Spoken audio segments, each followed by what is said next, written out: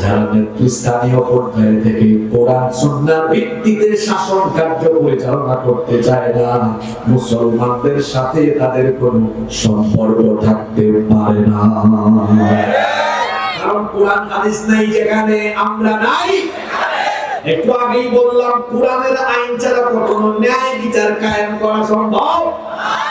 এই জন্য আল্লাহর দেওয়া কোরআনের ভিত্তিতে শাসন করবে যারা, ন্যায় বিচারক হবে তারা। এজন্য আল্লাহ তার নবীকেই স্বয়ং আদেশ দিয়েছেন।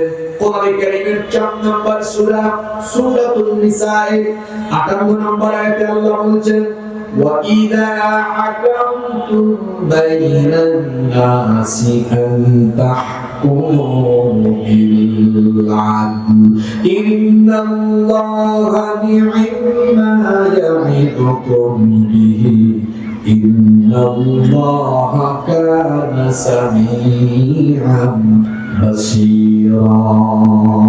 আল্লাহ বলছেন, আর আপনি যখন মানুষের মধ্যে বিচার করবেন, ফয়সালা করবেন, তখন আপনি ন্যায় বিচার কায়েম করবেন। আর ন্যায় বিচার কায়েমের জন্য আল্লাহর বিধানের দরকার। সূরা মাইদার 3টা আয়াতে আল্লাহ বলেছেন, যারা আমার দেওয়া এই কিতাবের আইনের ভিত্তিতে বিচার ফয়সালা করে না, আল্লাহ এদের পরিচয় দিয়েছেন, وَمَنْ لَمْ يَحْكُمْ بِمَا أَنزَلَ اللَّهُ فَأُولَئِكَ هُمُ الْكَافِرُونَ فَأُولَئِكَ هُمُ الظَّالِمُونَ فَأُولَئِكَ هُمُ الْفَاسِقُونَ।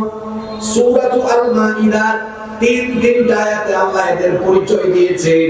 আল্লাহ বলেছেন, যারা আমার দেওয়া বিধানের ভিত্তিতে বিচার ফয়সালা করে না, এদের পরিচয় হলো, আল্লাহ বললেন, ফাউলাইকা হুমুল কাফিরুন, এরা হলো কাফির। ফাউলাইকা হুমুল ফাসিকুন, এরা হলো ফাসিক। ফাউলাইকা হুমুল যালিমুন, এরা হলো জালেম।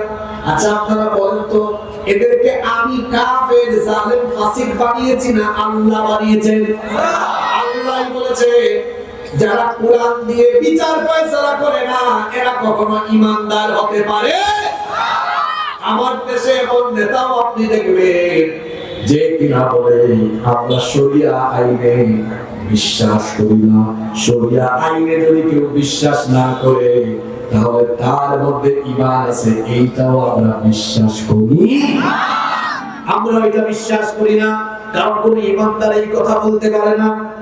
ঈমানদার যারা আল্লাহর আইনের ভিত্তিতে শাসন কার্য পরিচালনা হোক, এটা চাইবে তারা। আপনার বিচারকের এত মর্যাদা, একজন নীতিবান শাসকের এত সম্মান। আল্লাহ নবী আরো বলেছেন, মুসলিম শরীফে হাদিস এসেছে, ইন্নাল মুকসিতিনা ইনদাল্লাহি আলা মানাবিরা মিন নূরিন আন ইয়ামিনির রহমান।